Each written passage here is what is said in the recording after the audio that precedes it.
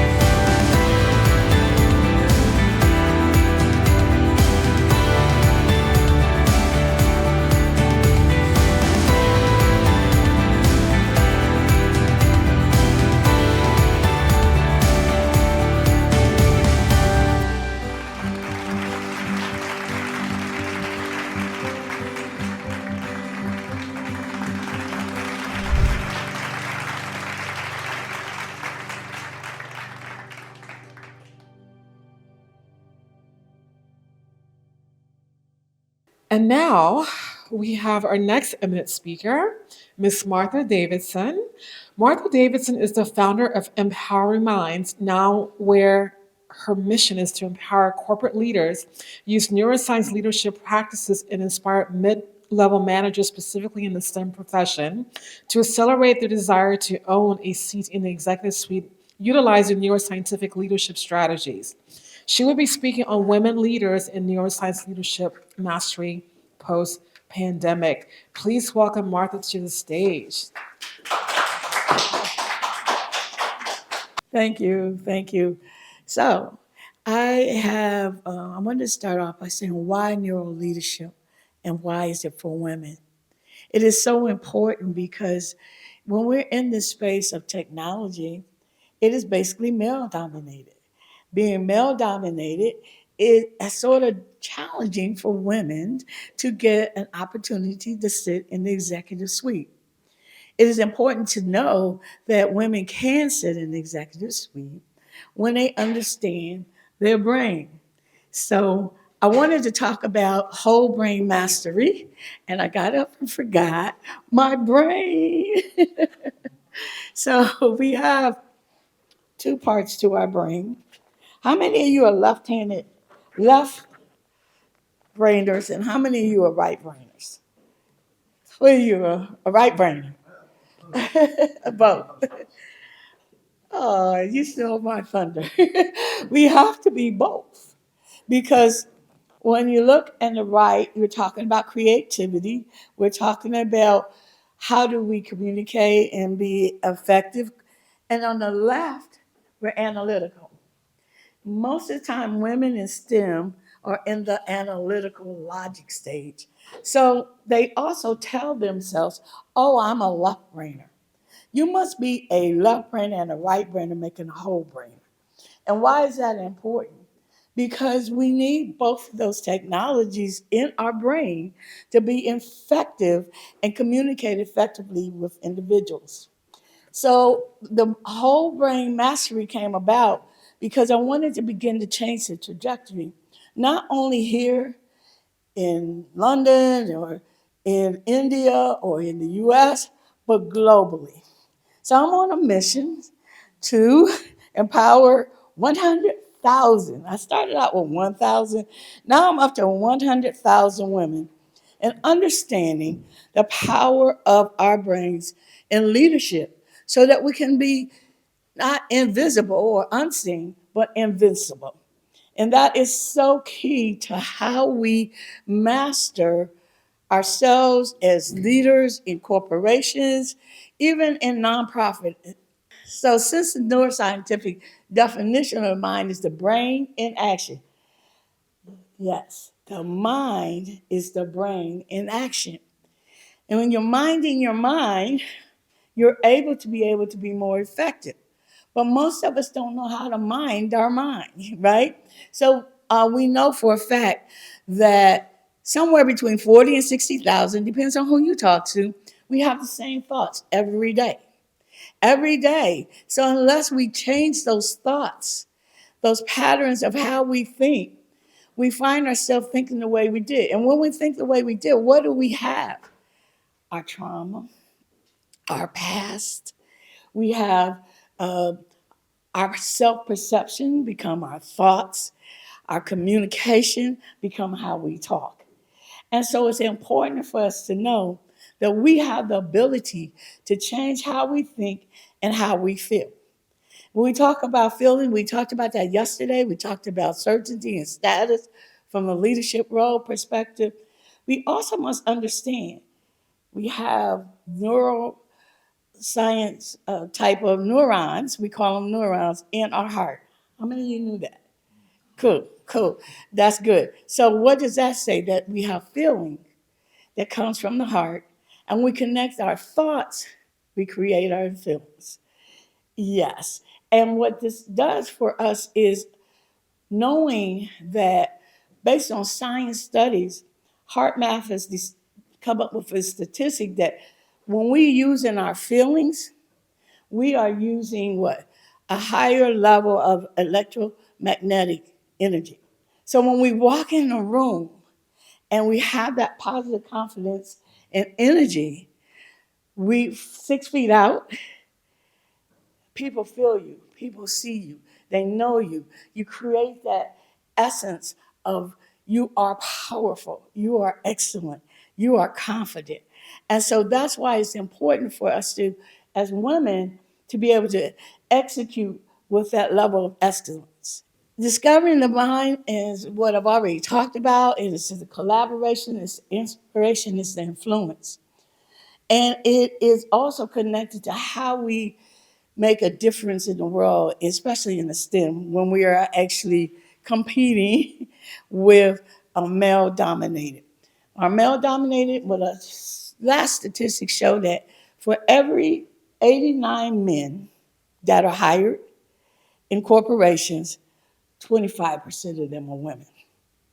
For every 89 men, African Americans are only in the 3%. And not that we're not going forward, we're going backwards. These statistics were made in, I think, 2018. We were at 3.5. As of 2024, we are at 3%. So my mission also is to make sure that African American, globally, everyone is included from a STEM perspective, but we have to believe in ourselves and be able to make a difference when we know how to use our brain more effectively. We can use our brains, and I'll discuss in the next, powerfully when we have authentic connections, when we, through growth of empowerment, when we feel that we are empowered, we walk with a different attitude, we walk with different understanding of how we can make a difference in the world.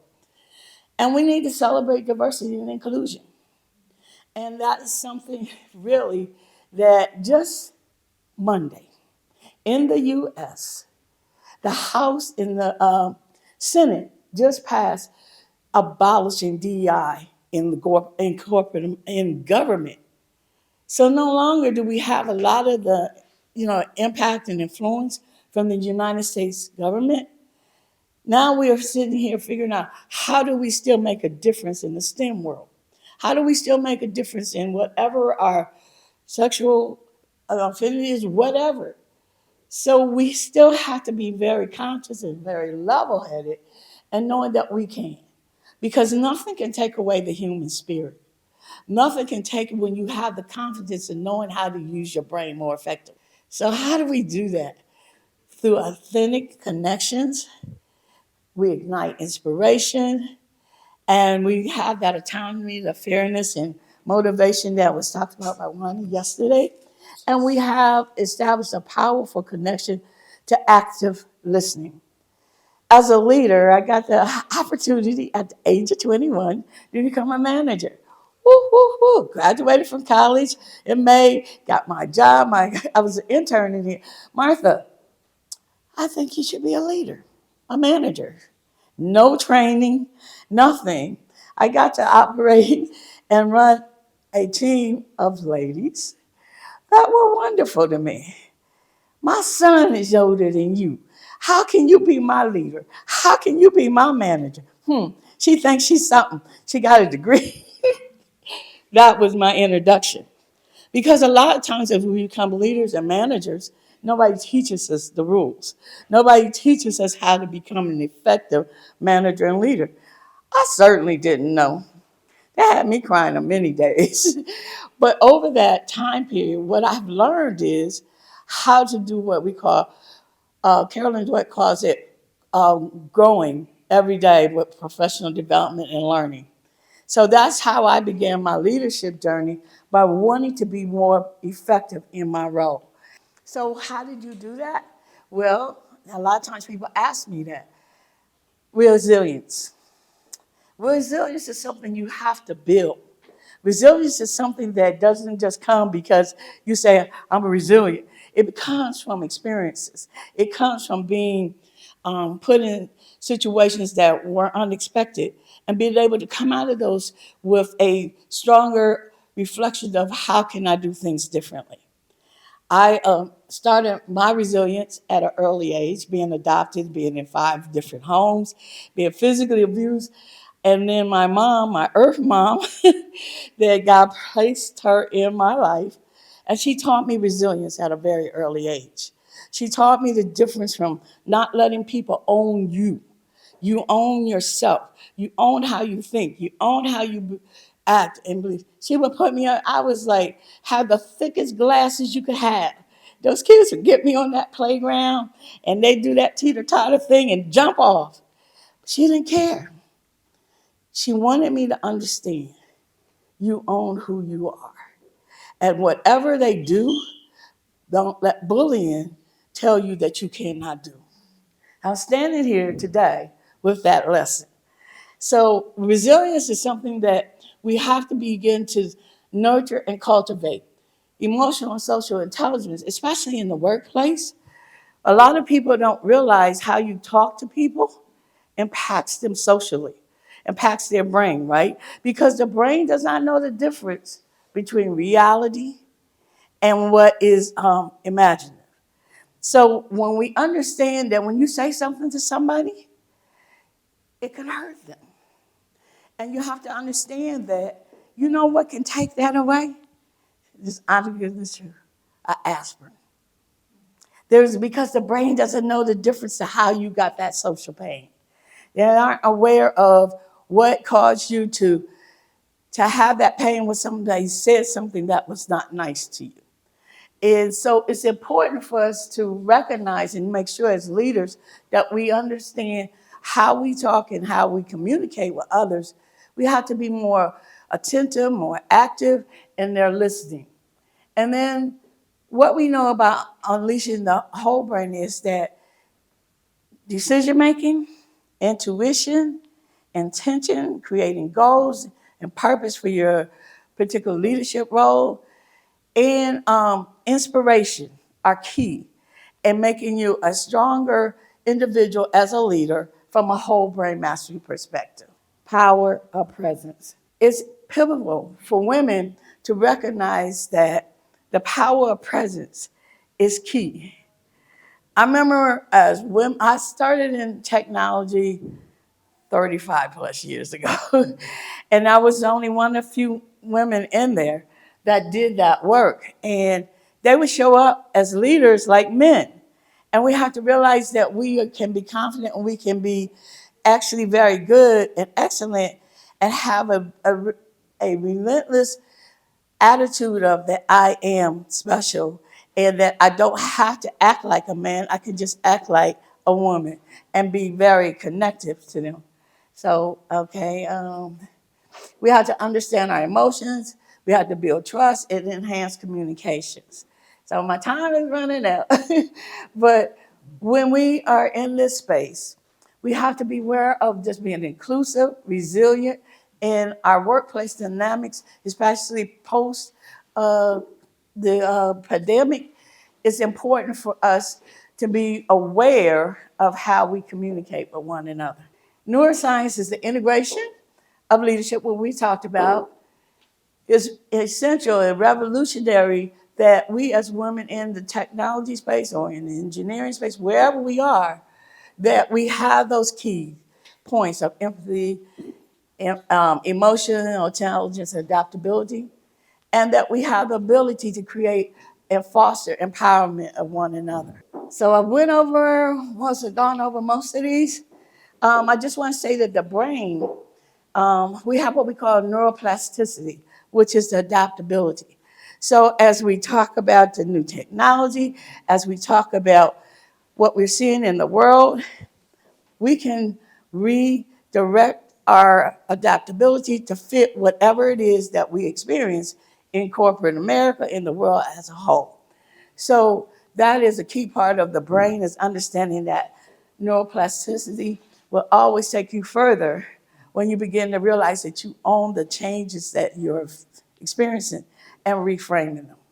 Foster trust, encourage communication, and nurture creativity. That's what we just talked about. And it's important for us to recognize as women that you can be able to foster those relationships. Why? Because women are more empathetic than men, right? So we have to learn to work smarter and not harder. And as women, you're told, get a good job, get education, and you'll rise to the top. And we don't rise to the top. So it's important for us to know that we need to use our brain more smarter and intelligent so that we can rise to the top. So here we are, inclusive environments, empowerment and resilience, and leadership success. It's important for us to be able to serve one another in communities because often we're not in a position to serve one another because we don't know how.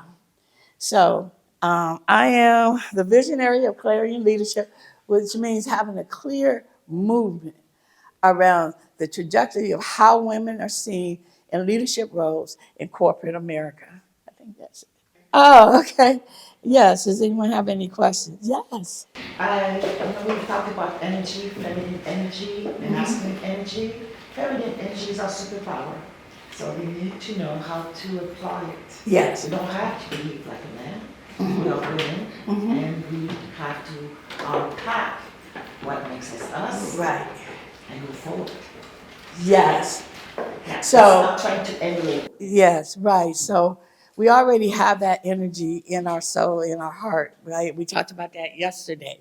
When we think positive, you're shifting your energy. When we think positive in a way, or even if we just envision, we talked about mindfulness, we talked about meditation. Do you know that when I'm in a remote environment, so every hour, just take a minute. And what you're doing is you're reactivating the brain to give you that extra energy. You know, there's different ways that we can show up, but we just need to know how to be mindful. We ought to know how to use our meditation in areas that allow us to show up freer than, stressing real hard to get something done. It's not hard, as my coach would say. It's just easy when we understand how to become adaptable in whatever environment we're in. And that's really critical in the post-pandemic when a lot of people are working at home. And so we want to get that engagement and keep everyone collaborative mode, be able to make the same progress, whether we're in a remote environment or whether we're in the office.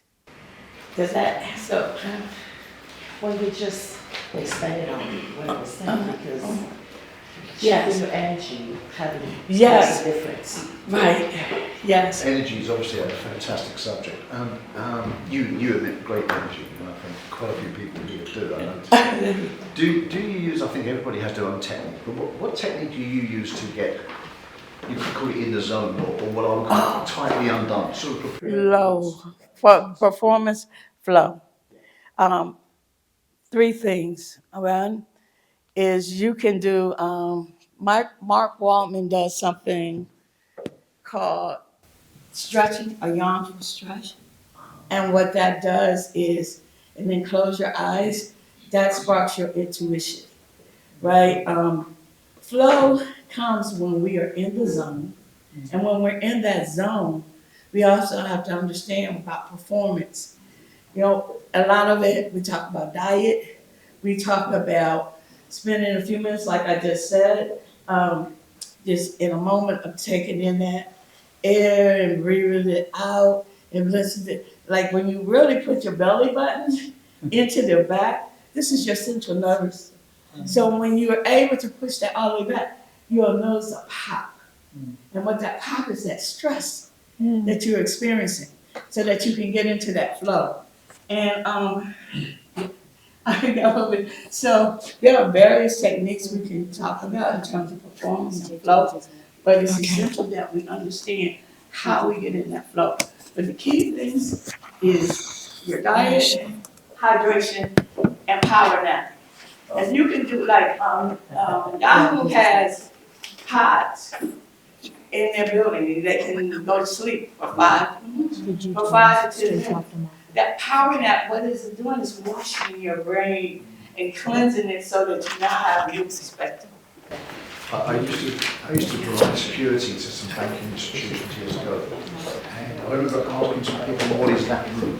And they said, that is the most important room in the entire bank. It was really quiet. And the executives could go in there and do whatever they wanted, sleep, listen to music, back in the day, sleep, do whatever they want. They said the most creative minds are in there, and it makes us millions. Yeah. Thank you, everyone. Thank you, Martha.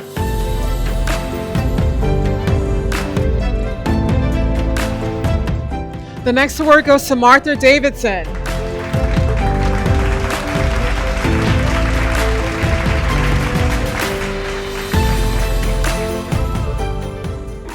Hello, Martha. Why don't you tell us what your experience was here at GRC 2024 at Oxford, and what was your greatest takeaway? My experience has been amazing, always coming together with so many impactful people and to learn so much about just humanity, and all of the global research has been done that was shared was really, really insightful for me. And my greatest takeaway is the human connections that occur when we're together in this environment.